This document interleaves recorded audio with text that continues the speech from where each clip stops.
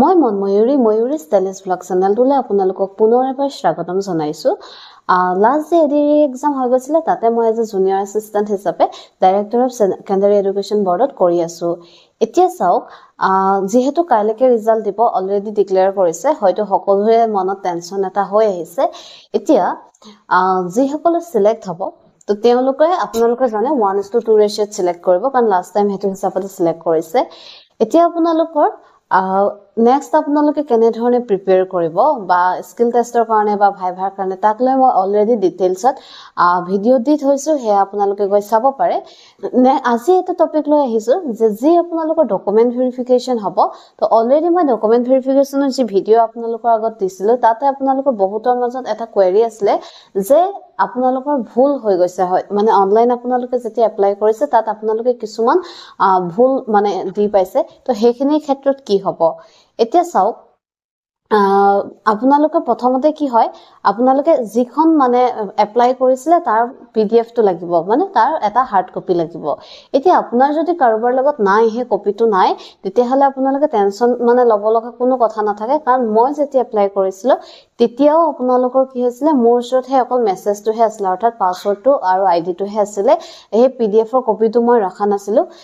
আপোনালোকৰ যেতিয়া ৰিটেনৰ এক্সাম হ'ব, লাষ্ট টাইম ৰিটেনৰ এক্সাম যেতিয়া হৈছিলে তাৰ স্কিল টেষ্টৰ যি এক্সাম হৈছিলে তাৰ আগে আগে আপোনালোকৰ লিংকটো ৱেবছাইটত চেবাৰ যি ৱেবছাইট আছে তাতে আপলোড কৰিছিলে, আৰু তাতে গৈ পিনে কি কৰিছিলো, মই সেই মোৰ PDF-টো ডাউনলোড কৰি ল'ব পাৰিছিলো। গতিকে হয়তো এইবাৰো চাগে দিব, গতিকে ইয়াক লৈ আপোনালোকে টেনশ্যন ল'ব লগা নাই, দিবই, কাৰণ হয়তো বহুতৰে ক্ষেত্ৰত এনেকুৱা হৈছে যে যোনে PDF-ৰ কপিটো ৰখা নাই, অৰ্থাৎ হাৰ্ড কপি এটা ৰখা নাই।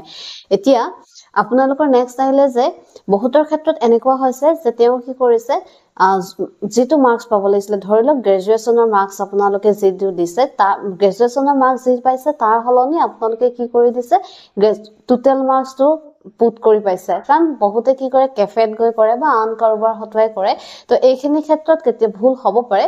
আৰু মেইনলি চাওক, যিসকলে গ্ৰেজুৱেশ্যনৰ কাৰণে এপ্লাই কৰিছে তেওঁলোকৰ কাৰণে সেই গ্ৰেজুৱেশ্যনৰ মাৰ্কছখিনিহে বেছিকৈ চাই, মেট্ৰিকৰ বা হাই ছেকেণ্ডেৰী মাৰ্কছখিনি ইমান চেক নকৰে। মোৰ টাইমততো কৰা নাছিলে মোৰ ক্ষেত্ৰত, তো এতিয়া যদি কৰি দিয়ে সেয়া মই ক'ব নোৱাৰিম, কিন্তু ঠিক তেনেধৰণে হাই ছেকেণ্ডেৰীৰ কাৰণে যিসকলে এক্সাম দিছে, অৰ্থাৎ হাই ছেকেণ্ডেৰী পাছৰ কাৰণে যিসমূহ পষ্ট আছে তাত হাই ছেকেণ্ডেৰী মাৰ্কছখিনিহে আপোনালোকৰ চাব মেট্ৰিকতকে। আৰু আপোনালোকৰ কম্পিউটাৰৰ কাৰণে যিসকলে এপ্লাই কৰিছে, অৰ্থাৎ ডিগ্ৰী উইথ কম্পিউটাৰ, তেওঁলোকৰ কিন্তু কম্পিউটাৰ চাৰ্টিফিকেটটো চাব। এতিয়া কম্পিউটাৰৰ যি চাৰ্টিফিকেট আছে সেই চাৰ্টিফিকেটত আপোনালোকৰ যদি মাৰ্কশ্বিট নাই, অ'কে, মোৰো মাৰ্কশ্বিট নাছিলে, যিখন চাৰ্টিফিকেট থাকে তাতে আপোনালোকে কোনসমূহ কোৰ্চ কৰিছে, অৰ্থাৎ আমি DTP, Excel এনেকে ধৰণে কৰোঁ নহয়, C লেংগুৱেজ এনেধৰণে, তাত সেইখিনি মেনশ্যন থাকে, আৰু তাতে আপোনালোকৰ কি হয়, মাৰ্কছটো মেনশ্যন থাকে।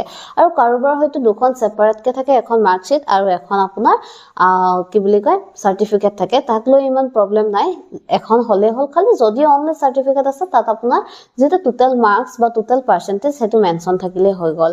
তাৰপিছতে আহিলে, এতিয়া যদি আপোনালোকৰ ভুল কৰিছে, মানে অৰ্থাৎ ক'ৰবাত ভুল হৈছে, তেতিয়াহ'লে কিন্তু আপোনালোকৰ এফিডেভিটটো বহুত বেছি ইম্পৰ্টেণ্ট হয়, কাৰণ আপোনাৰ নামটো যদি ক'ৰবাত কিবা এটা ভুল হৈ আছে তো তেতিয়াহ'লেও আপোনালোকক এফিডেভিট লাগিব। কিন্তু আপোনাৰ মাৰ নামটো বা দেউতাৰ নামটো সৰু এটা স্পেলিং যদি মিষ্টেক হৈ থাকে তেতিয়াহ'লে ইমান বেছি প্ৰব্লেম নহয়, কিন্তু আপোনালোকৰ মাৰ্কছখিনি, অৰ্থাৎ গ্ৰেজুৱেশ্যনৰ যি মাৰ্কছ আছে বা আপোনালোকৰ কম্পিউটাৰৰ যি মাৰ্কছ আছে, কম্পিউটাৰ চাৰ্টিফিকেটৰ, সেই মাৰ্কছখিনি কিন্তু শুদ্ধ হোৱাটো বহুত বেছি ইম্পৰ্টেণ্ট হয়, মেইনলি সেইখিনিয়ে চাই।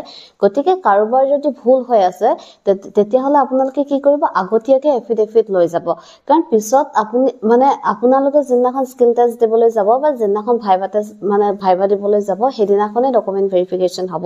পিছত আপোনালোকৰ ডিপাৰ্টমেণ্ট ৱাইজ এটা ভেৰিফিকেশ্যন হয়, সেইটো বেলেগ কথা, কিন্তু আপোনালোকে তাৰ আগতে যিটো ডকুমেণ্ট ভেৰিফিকেশ্যন হ'ব তাতো কিন্তু লৈ যাব, বিকজ তাতো যদি আপোনালোকৰ ভুল হৈ যায়, অবজেকশ্যন আহি যায়, তেতিয়াহ'লে কিন্তু হয়তো আপুনি কোৱালিফাই হোৱাৰ পিছতো আপোনাৰ সেই চাকৰিটো নাপাব পাৰে, অৰ্থাৎ আপোনালোকৰ ফাইনেল ৰিজাল্টত ফেইল বুলি আহি যাব পাৰে, কিন্তু আপোনাৰ ধৰি লওক সেইখিনি এলিজিবিলিটি আছিল, অৰ্থাৎ আপুনি পাছ কৰিব লাগিছিলে।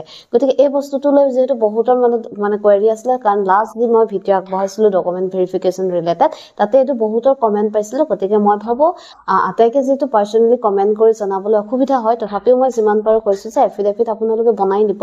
গতিকে ইমানেই, আৰু যদিহে ভিডিঅ'টো আপোনালোকৰ ভাল লাগিছে তেতিয়াহ'লে লাইক, শ্বেয়াৰ, ছাবস্ক্ৰাইব কৰিবলৈ নাপাহৰিব। বাই।